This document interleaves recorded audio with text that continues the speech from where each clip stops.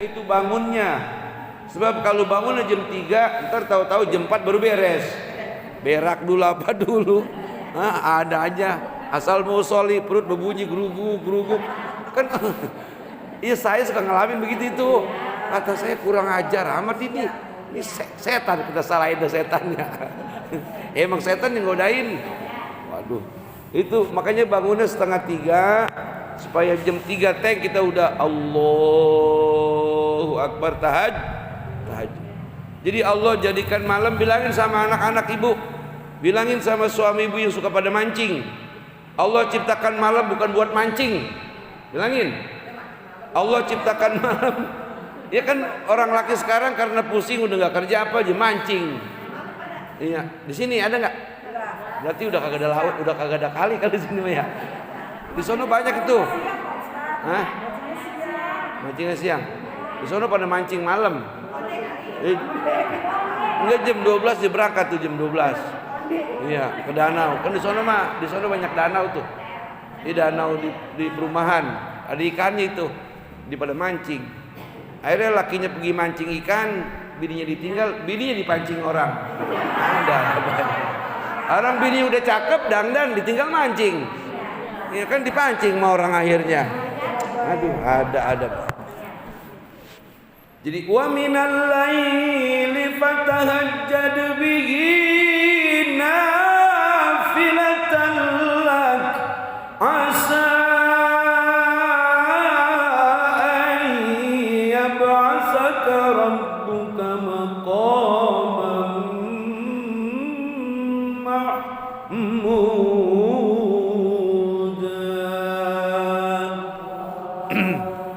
Jadi sebagian malam itu jangan kita lewatin, Bu, jangan dilewatin. Apalagi nih keadaan kayak begini nih. Sebab keadaan kita ini manusia la haula wala quwata illa billahil aliyyil azim. Manusia baru diserang kuman aja, kuman kagak kelihatan ini. Tapi katanya musibah dari Allah, tapi kok sampai 2 tahun lebih. Saya jadi bingung, apa ini proyek dari orang luar terus dikirim kemari karena kita negara berkembang. Heran saya jadi bingung ini. No opo ini? Lakone opo pamandat ini, lakone opo? Musibah kagak hilang-hilang. Jadi kalau memang ini musibah dari Allah, atau juga ini bisa jadi tanda-tanda perang dunia ketiga nih, Bu. Tanda-tanda perang dunia ketiga. Jadi ada pengamat sebagian mengatakan bahwa perang dunia ketiga manusia berperang melawan virus. Waduh, ini virus kan ini. Iya, virus pertama COVID-19 datang dari Wuhan, dari Tiongkok. Iya. Siapa itu yang namainnya itu ya? COVID-19. Aduh. Itu vaksin udah rupa-rupa. Vaksin apalagi Pfizer, apalagi vaksin booster, Inovac, apalagi vaksin Jupiter. Aduh, vaksin rupa-rupa itu vaksin, kagak ada yang mempan. Iya nggak? Kan zaman dulu saya ingat tuh zaman sekolah divaksin cacar, kan nggak kena cacar, Bu ya. Kita kebal, bisul-bisul juga gak kena. Ini ngapa? Corona ada vaksin macam-macam. Asal ada virus varian baru, virus kayak makanan, menu. Ayo mulai jaga jarak. Ayo mulai pakai masker di rumah. Masya Allah. Buat orang-orang yang usahanya enak, online dia mainnya komputer aja enak. Duit ditransfer. Laki kita, lakinya ibu, ayo, yang usahanya di pasar, yang dagang, subhanallah, Allahu Akbar, orang mau usuli di rumah aja. Ini bisa jadi nih doanya para burung yang dikurungin diterima sama Allah nih. Burung itu, Bu, dikurungin dia kesel sebetulnya mah. Udah lama ini burung yang dikurungin berdoa kepada Allah. Ya Allah, kata burung nih, manusia jadikan seperti saya. supaya mereka kagak bisa terbang kemana-mana, jalan kemana-mana. Saya dari hutan diambil oleh mereka, saya dikurungin di rumahnya. Yang paling sedih itu burung beo, dewek-dewek kagak ada temennya. Ayo pikirin nah, itu burung beo. Kita ngomong apa aja ngikutin. Tergantung tuan rumahnya. Kalau tuan rumahnya ngomongnya beres, ikut beres. Misalnya tuan rumahnya kalau bangkis alhamdulillah, dia ngikutin. Alhamdulillah. Tuan rumahnya kalau kemana-mana assalamualaikum, burung beo ngikutin. Assalamualaikum. Tuan rumahnya ampek ngikutin. Itu dia kagak berhenti. Berarti yang punya burung beo ampek itu berarti. Itu burung beo apa aja diikutin. Kenapa coba? Ayo, kenapa? Itu burung beo kalau kebetulan yang ditangkap perempuan yang dipiara berarti janda itu. Ngelamun dia. Akhirnya namanya orang lamun. Kan kagak konsen, omongan orang apa aja diikutin tuh omongan. Jadi ikut latah dia. Kalau yang kebetulan dipiara lelaki, duda itu burung dara, burung beo. Makanya saya bilangin kalau miara burung beo dua, laki perempuan, biar dia kagak ngomong sembarangan, biar ada temen.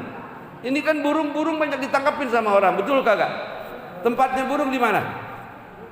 Di hutan, di alam liar, ditangkap sama orang, dibikin lomba sama orang. Jangan dikira tuh burung diem aja, doa dia kepada Allah. Ya Allah, jangan biarkan cuman saya yang dikandangin, manusia kandangin ya Allah. Dikandangin kan kita 2 tahun dikandangin atas nama COVID-19, betul kagak? Jaga jarak, pakai masker, cuci tangan, lebih baik di rumah saja. Begitu. Kan dikandangin kan kita. Ini bisa jadi doanya burung diterima sama Allah Subhanahu. Makanya bagi suami-suami yang pada punya burung, udah lepasin. Ya burung yang di kandang, bukan burung lakinya, jangan. Burung yang di kandang, lepasin. Bisa jadi bu. Sama ulama sufi ahli tasawuf itu miara burung haram, sebab mengekang hak kebebasan binatang. Jadi kalau iman sudah tinggi, kita bukan hanya wajib menghargai manusia, tapi kita juga wajib menghargai segala makhluk hidup, termasuk binatang. Semut aja, semut masuk ke gelas nih, ada kopinya, jangan dimatiin, ambil, taruh. Itu tuh kan peraturan agama ilmu tasawuf kayak begitu. Ya, semut gatal mau udah semprot. Ini mas semut itu tuh, semut lari kan dia mah nggak ganggu tuh. Iya, jangan dimatiin. Ya kita ambil aja pakai sendok, taruh di bawah. Lain lagi semut yang menyakitkan. Kan ada binatang yang boleh dibunuh, ada binatang yang cukup diusir, ya kan? Ada binatang yang harus diracun, kan banyak itu, ya kan? Ya, tikus termasuknya. Jadi sampai ke situ tuh. Ajaran ulama tasawuf mengajarkan bukan hak asasi manusia saja, tapi hak asasi, hak dasar daripada makhluk yang namanya Makanya ulama-ulama sufi mengajarkan jangan miara burung di rumah. Jangan miara burung di rumah. Lepas tuh burung. Ya dilepas supaya dia bisa merdeka. Sebab kenapa? Burung makhluk Allah, dia punya hak kebebasan. Makanya ini terjadinya COVID-19 sampai hari ini Omikron datang, itu doa semua burung yang dikandang-kandangin dikabul Allah Subhanahu. Masuk akal nggak bu?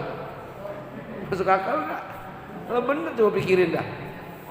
Bener itu.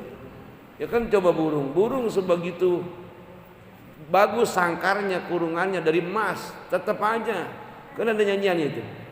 Wahai kau burung dalam sangkar, ya kan? Sungguh nasibmu malang benar, tak seorang pun ambil tahu duka laranya di hatimu. Waduh. Iya,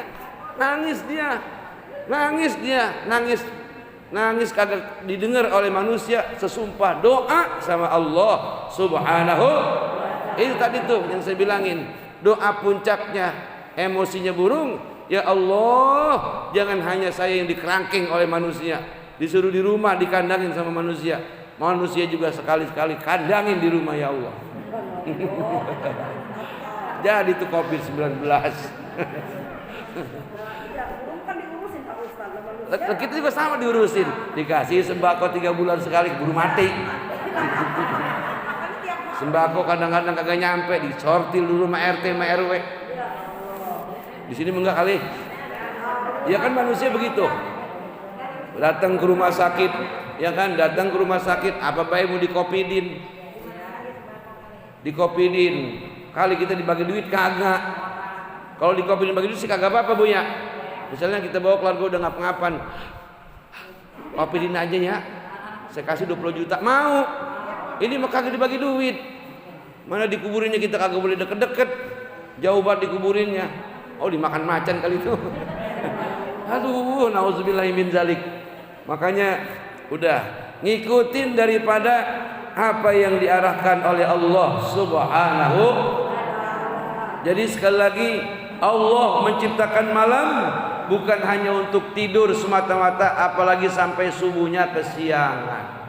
Tapi Allah ciptakan malam, ada waktu di situ sepertiga malam yang akhir, tepatnya jam 2:30. Fatahajjad bihi, engkau bersemangatlah untuk ibadah. Itu makna fatahajjad bihi, engkau bersemangatlah, bersungguh-sungguhlah, bergiatlah untuk ibadah kepada Allah Subhanahu. Misalnya habis tahajud 2 rakaat dia baca Quran sampai datang waktu subuh, itu disebut fatahajjad bihi. Habis sholat tahajud 2 rakaat dia zikir baca sholawat sampai datang waktu subuh, itu disebut fatahajjad bihi. Apalagi kemudian dia sholat tahajud 2 rakaat, kemudian dia zikir baca istighfar sampai datang waktu subuh, atau sampai tasbih terlepas di tangan, sampai orangnya rebah gelepak. Pas bangun-bangun azan. Kalau itu kagak sih, kali itu mah. Aduh, penjengkang ini. Apa begini-begini nih? Malaikat penungguin. Malaikat periksa itu tasbih terlepas. Iler udah kemana-mana.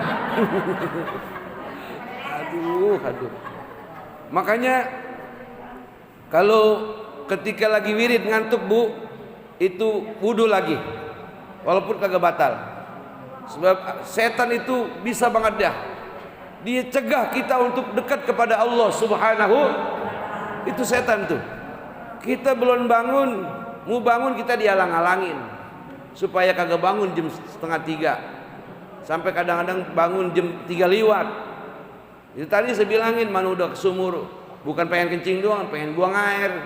Pengen buang air, bukan pengen buang air beneran, mules kan lama lagi aja itu urusan. Banyak banget penyakit kalau mau ibadah mah, Bu ya. Ini sudah pada ngerasain bangun malam dah.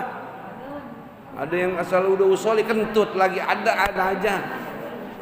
Banyak penghalang itu. Nah makanya kalau lagi wudu, kalau lagi zikir ngantuk, wudu lagi. Masih ngantuk aja wudu lagi. Masih ngantuk wudu lagi. Masih ngantuk juga punya kolam, berendam di kolam. Di kolam dah wiridnya dah.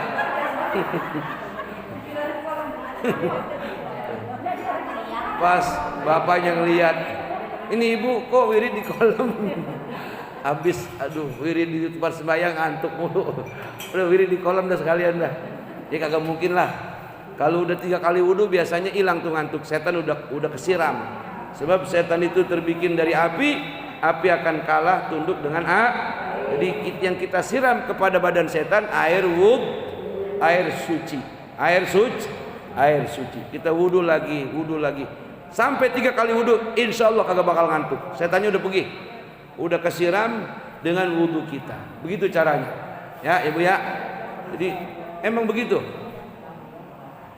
Fatahajjad bihi zikir, fatahajjad bihi baca Quran, fatahajjad bihi munajat, minta kepada Allah Subhanahu.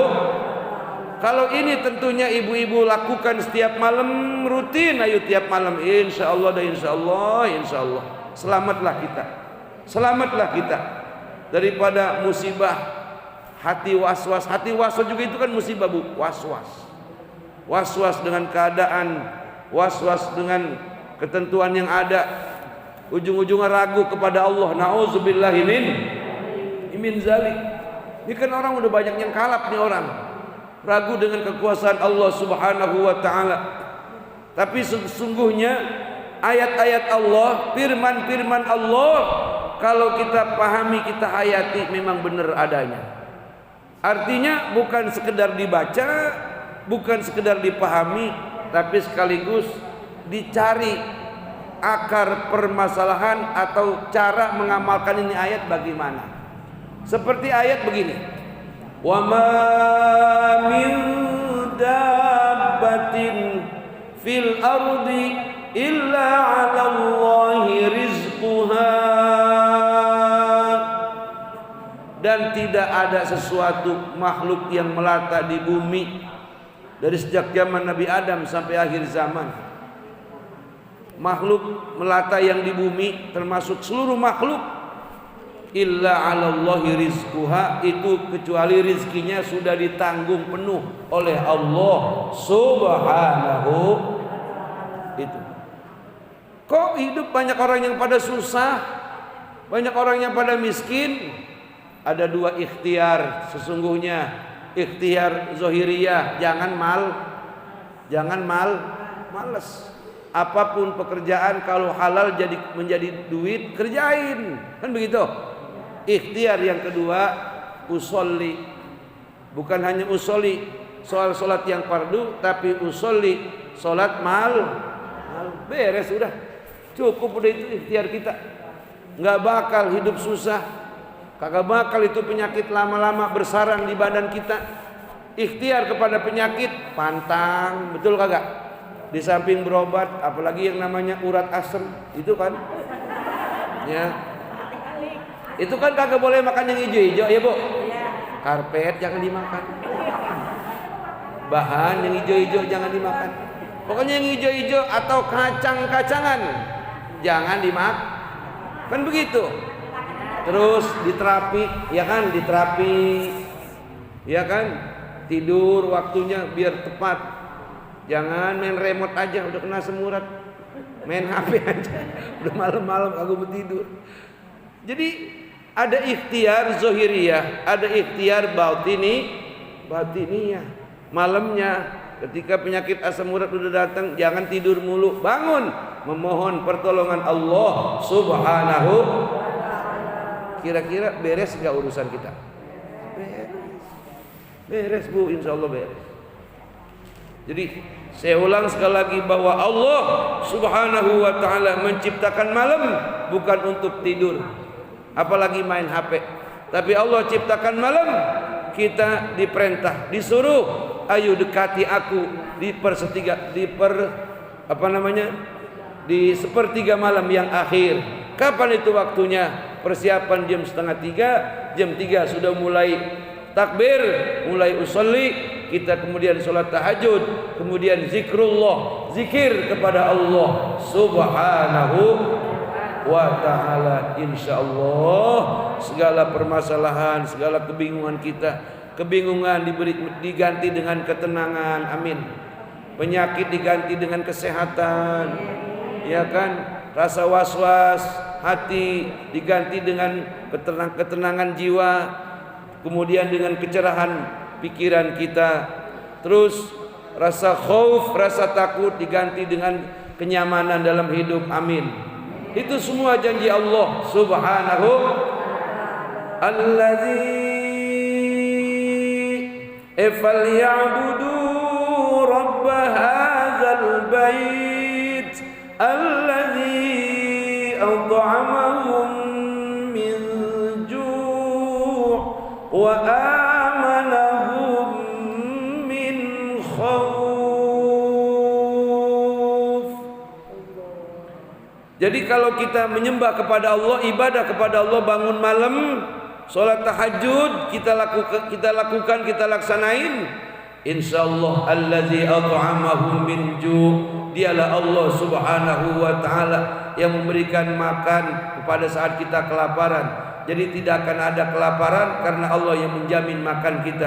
Wa amanahum min khauf, tidak ada lagi ketakutan karena Allah yang memberikan keamanan daripada rasa takut itu. Syaratnya wa minal laili fatahajjad bihi nafilatan laka asa an yab'asaka rabbuka maqaman mahmuda. Allah akan berikan kedudukan bagimu, kedudukan yang terpuji. Kedudukan yang terpuji. Bagi yang susah cari kerjaan akan ada pekerjaan. Bagi yang diberikan kedudukan terpuji, kalau yang sakit diberikan kesembuhan. Yang kebingungan, yang ketakutan dengan penyakit Covid segala macam Omikron, Allah berikan ketenangan pada badannya. Allah berikan kekebalan imun dari sebab sholat tahajudnya. Amin ya Rabbal.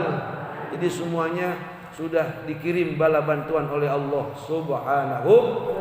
Dan ini tahajud puncaknya ketetapan manusia disebut kalau perempuan itu solehah, kalau laki-laki ustazah kalau subuhnya jam 5 terus belum pernah tahajud, belum disebut ustazah soleh dan solehah. Ibu-ibu haji, ibu-ibu pengajian belum disebut soleh ataupun solehah kalau belum pernah tahajud, atau kalau masih jarang-jarang tahajud. Jadi puncaknya iman manusia, imannya umatnya Nabi Muhammad, kalau tiap malam rutin sholat tahajud. Paling dia istirahat kalau kurang sehat, paling istirahat kalau lagi hajatan umpamanya. Itu paham ibu ya? Jadi mulai ntar dah, ayo kita boomingkan, kita budayakan, kita tradisikan bangun di tengah malam, di sepertiga, jangan tengah malam. Kalau tengah malam baru jam 12 ya.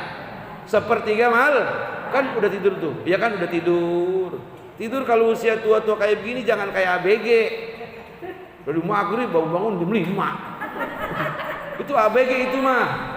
Tidurnya orang kayak tua kayak kita mah, yang penting tidur berkualitas walaupun sejam begitu. Iya, walaupun sejam, paling tidak 2 jam 3 jam lah. Yang penting berkualitas. Ayo kita budayakan tahajud ibu yuk. Yuk, ntar malam yuk. Kita budayakan tahajud, kita tradisikan tahajud supaya dapat pertolongan Allah Subhanahu wa taala. Demikian, terakhir saya mau hajat nih, saya mau hajat. Pesta pernikahan saya punya anak. Bukan ngawinin anak, itu ngawinin itu tugas lakinya ntar. Tugas saya nikahin anak.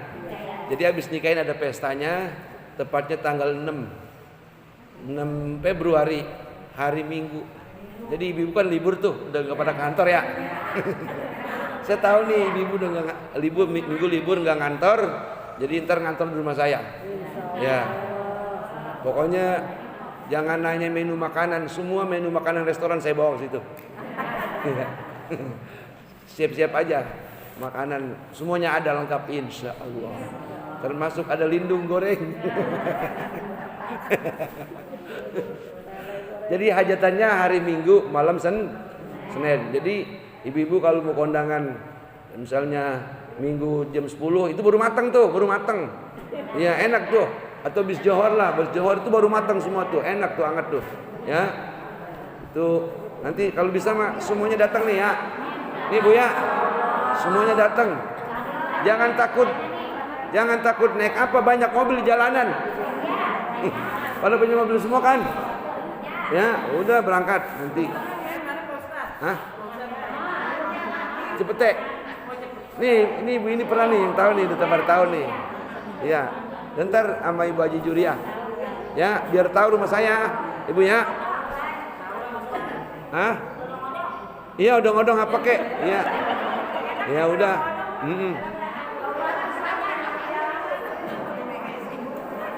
Saya minta dibantu doa sama ibu-ibu semua. Pertama biar cuaca terang benderang, amin. Sebab kalau ngomong nih misalnya mau hajat jangan hujan, itu nggak boleh. Itu ngomong jangan hujan itu namanya kita su'ul adab kepada makhluk Allah yang bernama hujan. Sebab hujan itu rahmat. Kita mintanya cuaca terang. Andai kata Allah turunin hujan biar di daerah mana-mana aja dah. Di tengah laut dah, di tengah laut. Yang kagak ada yang hajat di situ. Ya. Minta doanya nih ya. Yang pertama, cuaca terang benderang, amin. Terus saya sekeluarga besan dan semua tetamu yang diundang semuanya, termasuk ibu-ibu yang ada di sini dah, semuanya pada sehat, pada afiat, pada selamat, pada panjang umur, pada berkah, pas waktunya pada hadir. Terus yang ketiga, minta kepada Allah semua yang diundang itu kondangannya paling dikit cepet.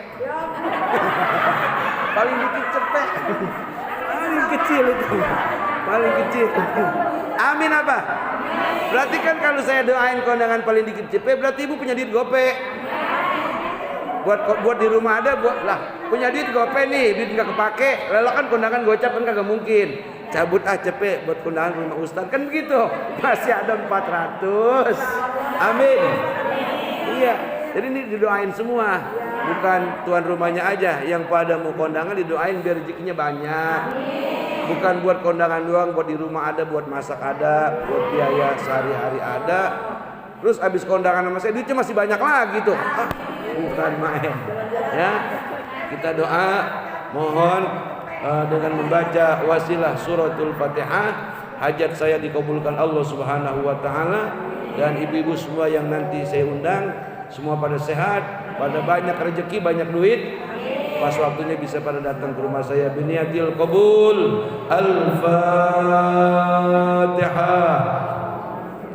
A'udzubillahi minasyaitonir rajim. Bismillahirrahmanirrahim.